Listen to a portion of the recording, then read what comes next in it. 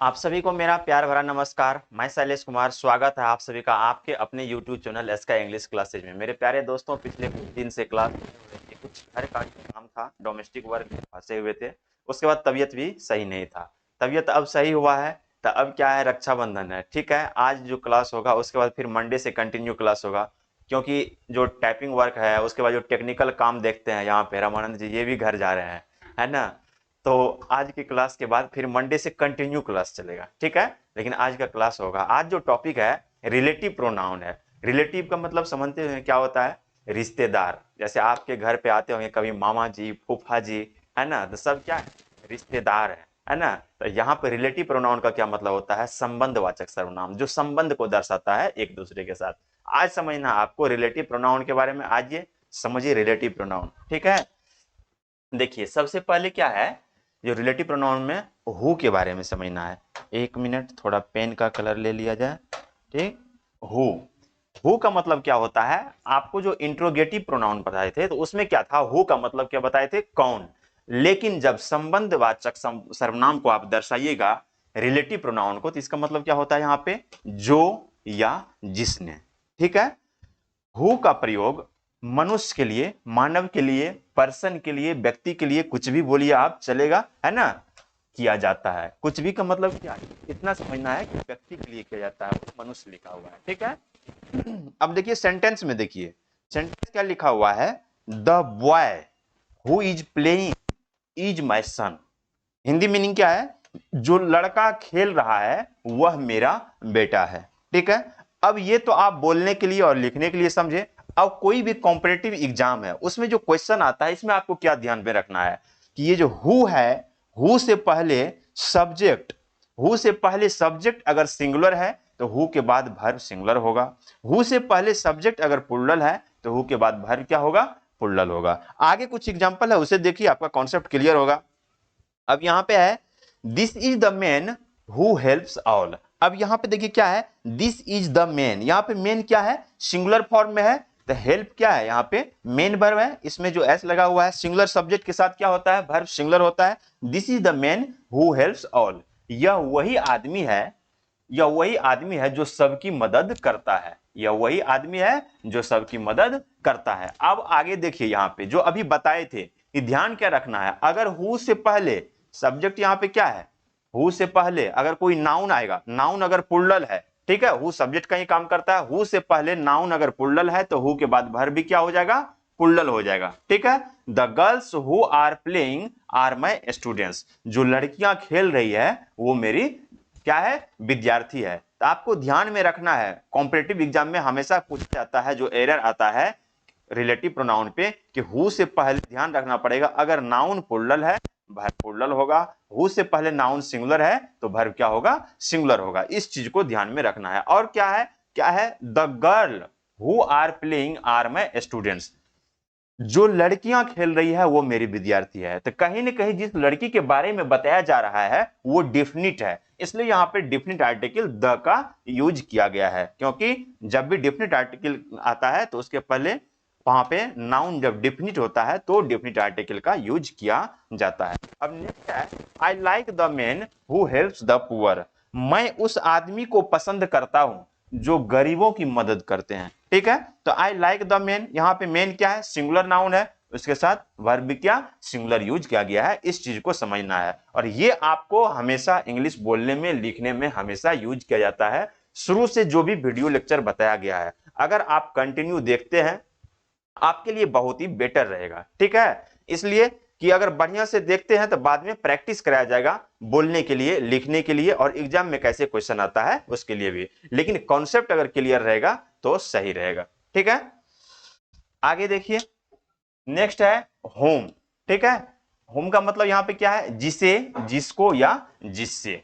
Note में लिखा हुआ है होम का प्रयोग व्यक्तियों के लिए किया जाता है, ठीक है। होम का प्रयोग व्यक्तियों के लिए किया जाता है, ऑब्जेक्ट के रूप में यहां पे किया जाता है। दिस इज द मैन, ठीक है, ऑब्जेक्ट को दर्शाने के लिए, ऑब्जेक्ट को फाइंड आउट करने के लिए। दिस इज द गर्ल, ठीक है, होम आई लव, यह वही लड़की है जिसे मैं प्यार करता हूं, यह वही लड़की है जिसे मैं प्यार करता हूं, ठीक। आपको ध्यान क्या रखना है, हु के बाद वर्ब का यूज किया गया, लेकिन होम के बाद यहां पे क्या है?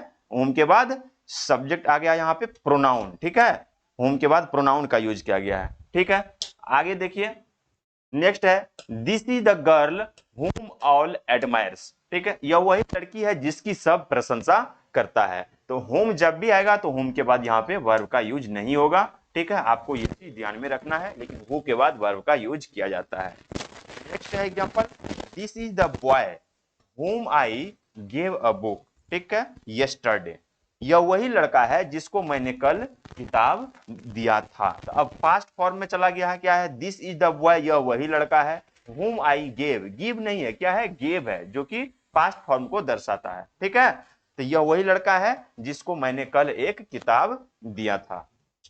आगे देखिए अब लिखा हुआ है हुज। अब हुज का मतलब क्या होता है, जिसका, जिसकी, जिसकी, पोजीशन को दर्शाता है, अधिकार को दर्शाता है। जैसे आप बोलिएगा यह किसका बुक है, यह मेरा बुक है, यह उसका बुक है, यह उसका घर है, यह किसका घर है, ठीक है, पोजीशन को दर्शाता है, अधिकार को दर्शाता है। हुज का प्रयोग व्यक्ति, वस्तु, जानवर के लिए किया जाता है, ठीक है। आइए सेंटेंस देखिए the boy whose father lives in America is my friend, ठीक है, वह लड़का जिसके पिताजी अमेरिका में रहते हैं वह मेरा दोस्त है। वह लड़का जिसके पिताजी अमेरिका में रहते हैं वह मेरा दोस्त है। तो अब क्या है, जिसके पिताजी, ठीक है, कंडीशन क्या है, जिसके, तो पोजीशन को दर्शाया जा रहा है, संबंध को और अधिकार को दर्शाया जाता है। अब यहाँ पे देखिए this is the girl whose parents have, whose parents have यहाँ पे छूट गया है, क्या होगा, 1 minute,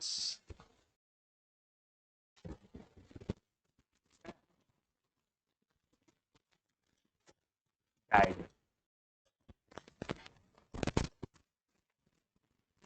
fathers have died in an accident, यह वही लड़की है जिसके माता पिता की दुर्घटना में मौत हो गई है।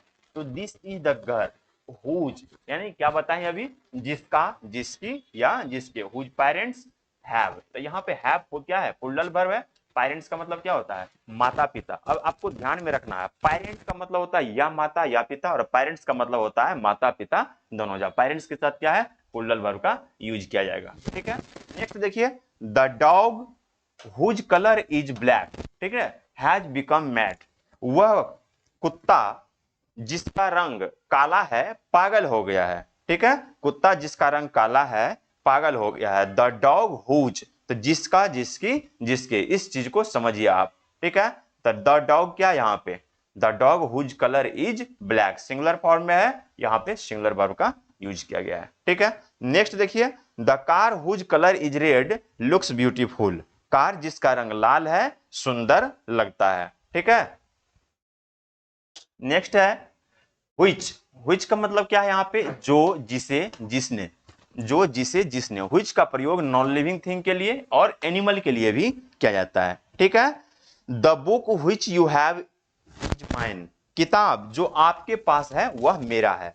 हैज और हैव का यूज बताए हुए थे जब टेंस पढ़ा रहे थे, पोजीशन को दर्शाने के लिए किया जाता है। जैसे आप बोलते हैं कि मेरे पास एक किताब है, ठीक है, आई हैव ए बुक, मेरे पास एक कार है, तो आई हैव ए कार, उसके पास एक किताब है, ही हैज अ बुक, ठीक है, बताए थे ही, सी, इट और नेम के साथ हैज का यूज किया जाता है, आई के साथ हैव का यूज किया जाता है, यू के साथ हैव का यूज किया जाता है, वी के साथ हैव का यूज किया जाता है, दे के साथ हैव का यूज किया जाता है। पहले भी बताए हुए थे, टेंस पढ़ा रहे थे आप लोगों को तब, ठीक है। नेक्स्ट देखिए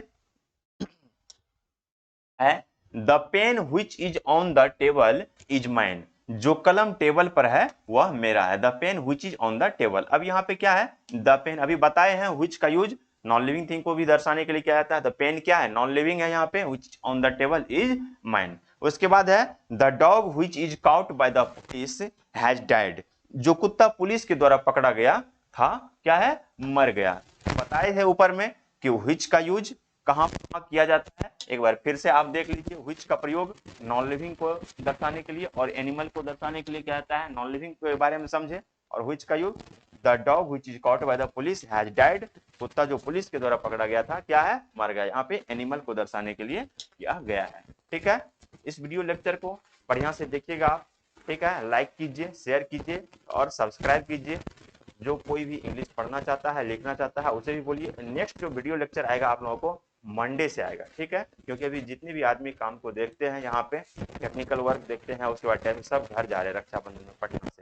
ठीक है, नेक्स्ट वीडियो लेक्चर मंडे से मिलेगा आपको। तब तक जो मिला हुआ है उसको देखिए, रिवीजन कीजिए, ठीक है।